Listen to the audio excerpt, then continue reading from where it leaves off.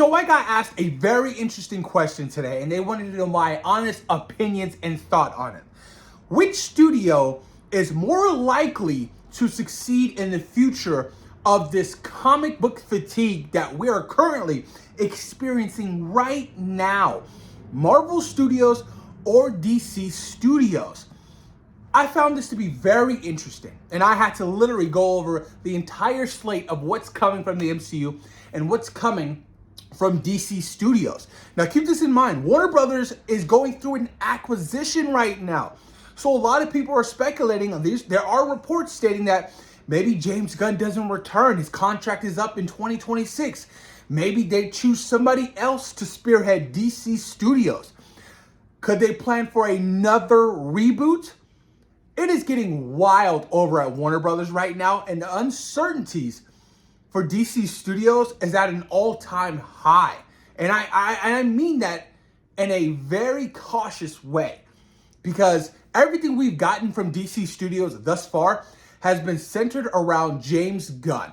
Creature Commandos, Peacemaker Season 2, Superman, Green Lighting Man of Tomorrow, so outside of James Gunn and his creative control, projects like Lanterns or projects like Clayface, that's going to be the ultimate testament to DC Studios. And call it what you want, a lot of people think Superman bombed at the box office. A lot of people think that Superman didn't make any profit. There are all these articles and reports stating, Superman barely broke even. We ultimately do not know the final numbers, and I'm pretty sure we will never know the final numbers.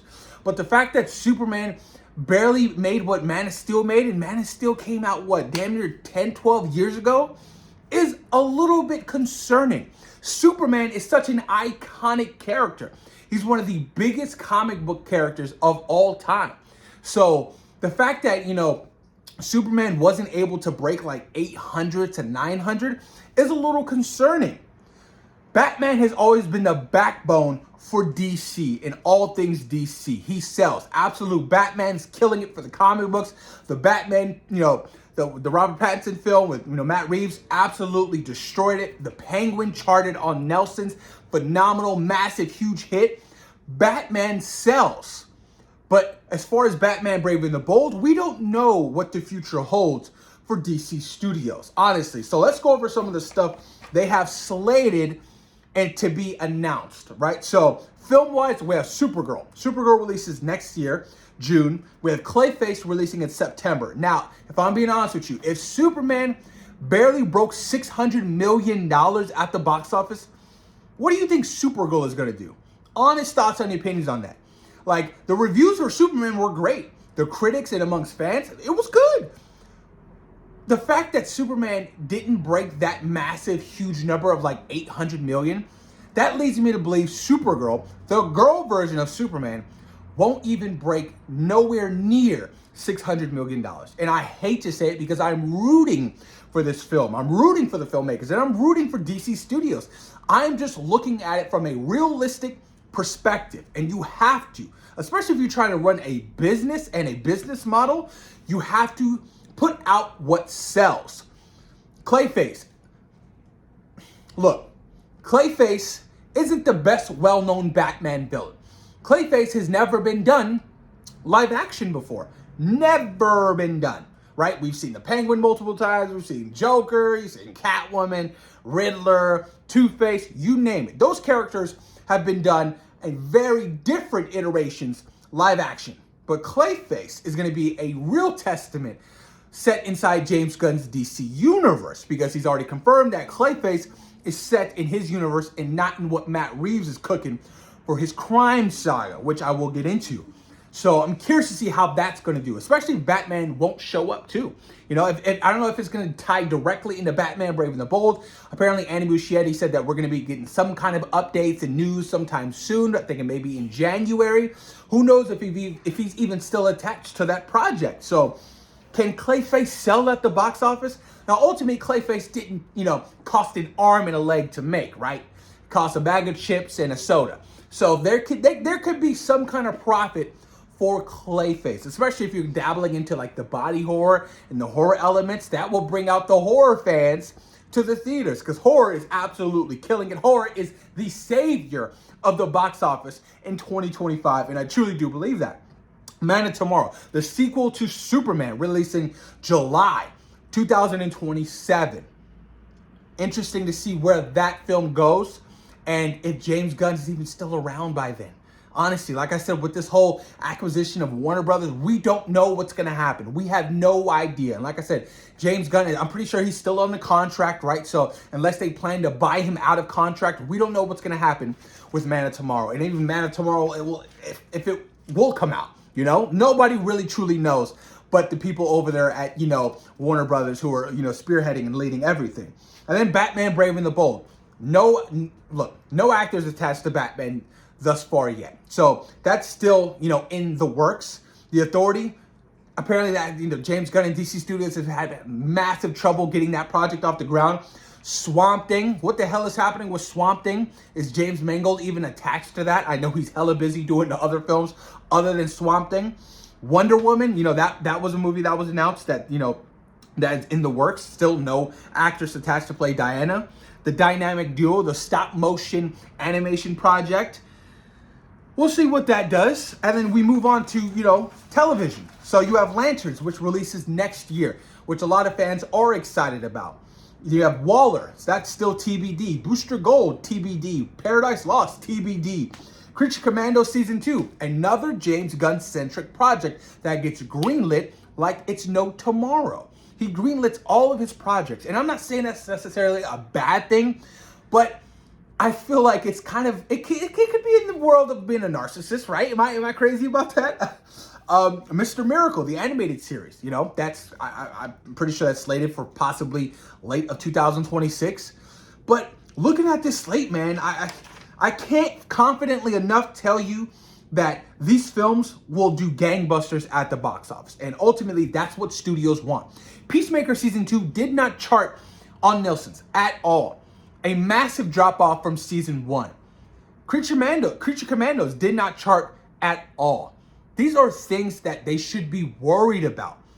I'm surprised that Creature Commandos even got greenlit for Season 2. I mean, honestly, if James Gunn wasn't, strictly attached to Creature Commando Season 2, I highly doubt that, that second season would have been greenlit, honestly.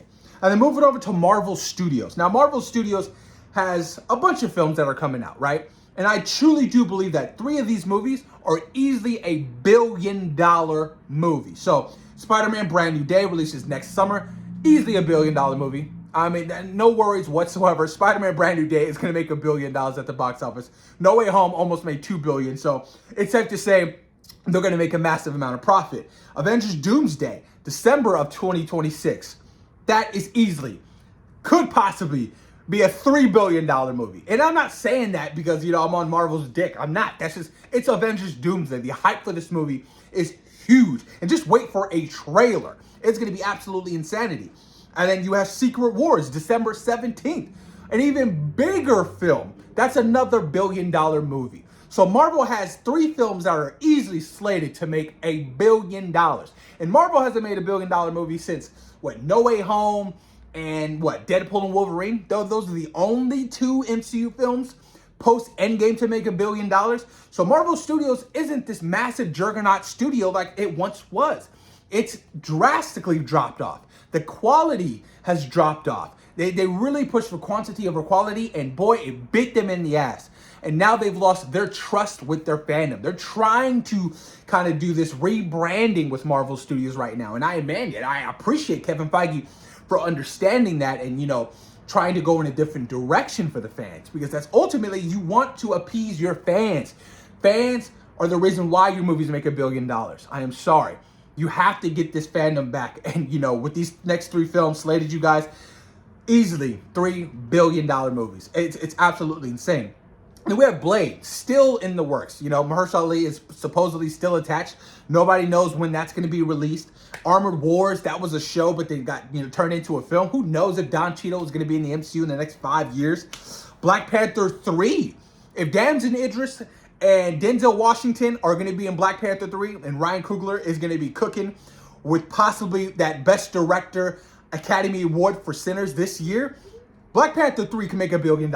I am sorry, but that's the facts. You'll have your lead male T'Challa back for Black Panther. That would be a massive hit, especially coming only after damn near 2-3 months after Secret Wars. The hype would be huge for Black Panther 3. So they arguably have 4 films that could release in the next 3 years to make $1 billion at the box office. And then you have the untitled X-Men movie going to be directed by Jake Schreier.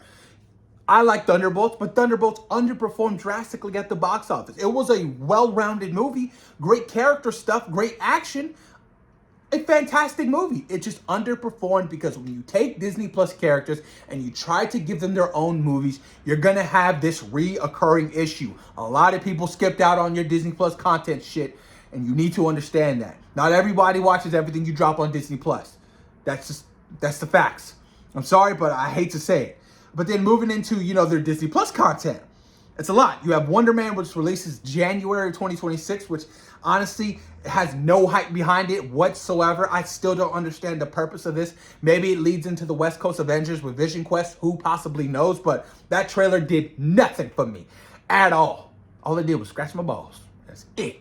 And then you have Born Again Season 2, which drops March, which I'm really excited about. Born Again Season 1 I thought was good, but wasn't great. I had rated 4th place out of the Daredevil stuff we've gotten from Marvel Netflix as well. So I put the first 3 seasons before Born Again. But I'm hoping there's a massive turn in direction and storytelling for Born Again Season 2. There's not going to be a whole overhaul of this season like they had with Daredevil Born Again Season 1. So that's looking forward. The Punisher, the special presentation that will lead directly into Spider-Man Brand New Day, which I cannot wait. That looks, it sounds fantastic. Would I have preferred a movie? Absolutely. But I don't know how many fans would actually show up for a Jon Bernthal-led, R-rated Punisher film. I know I would be there day one. It's Jon freaking Bernthal. I love him, right? So we'll see what happens with that. And then Vision Quest. Apparently Vision Quest is really good. Apparently it's going to be, the third. You had WandaVision, you had Agatha All Along, and now Vision Quest. Apparently this is going to close out that story, which I'm really intrigued about. I've always loved the Vision character. And you have returning characters like, Ultron. I think Vision Quest is going to be a deadly silencer. I truly do believe that. But that releases next year.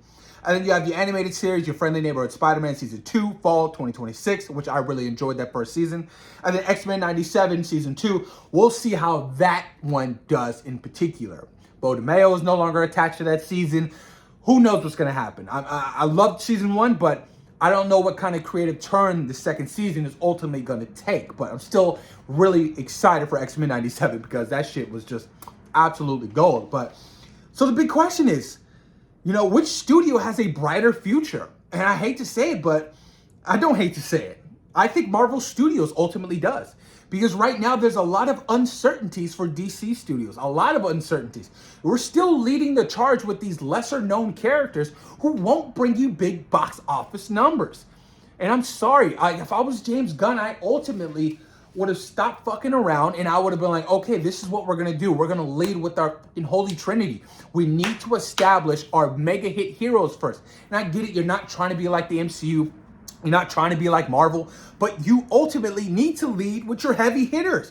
So far, you're leading with Peacemaker, Creature Commandos, and Superman. Nobody knew who Creature Commandos were. Nobody knows. Obviously with the Suicide Squad and Peacemaker Season 1, there was a hype, for Peacemaker. But we've seen Peacemaker more than we've actually seen, Superman? We've seen Peacemaker more than we've seen Batman. We've seen Peacemaker more than we've seen, Wonder Woman, Aquaman, The Flash. So you're leading with these lesser known characters, these C-grade characters, and that could be an issue moving forward. I doubt, Peacemaker Season 3 is going to get greenlit. Maybe he does show up in Man of Tomorrow because of that whole connection of salvation at the end of that last season, but I don't know, man. I'm not even accounting for what Matt Reeves is cooking with. I have no doubt in my mind. I am not concerned for the Batman Part 2 and what Matt Reeves is cooking. We've gotten 2 projects that were golden. 10 out of 10s in my mind. I am not concerned with what Matt Reeves is doing in his universe. I hope they continue that universe for multiple years because they got gold with Matt Reeves and that whole creative team cooking over there for the Crime Saga stuff. So I'm not worried about them. DC Studios, the DCU, the DC Connected Universe, Cinematic Universe, that's what I'm a little worried for. And I think rightfully so. Fans should be worried. Next film to come out is Supergirl. I don't know if it's going to be making any kind of Superman money, but we'll see what happens. Like I said, comic book movie fatigue is real. You can no longer take risks. You can no longer gamble. Yeah, I get it. The scripts you're reading are absolutely fantastic, but that doesn't mean you have to greenlight every script that is out of this world. Just because your script is absolutely fantastic doesn't mean it's going to make money at the box office. And I'm sorry, if you're running a business at the end of the day, you have to think dollar signs. You have to think how you're going to make some money, how you're going to make some profit for these movies and projects. That's facts. I'm sorry. That's facts. So let me know what you guys think in the comments down below. Which studio do you think, honestly, has the brighter future? Marvel Studios, with potentially $4 billion films releasing in the next 3 years, or DC Studios? Let me know what you guys think in the comments down below. And of course, thank you guys for taking time out of your day for watching SeaWorld Productions. Peace.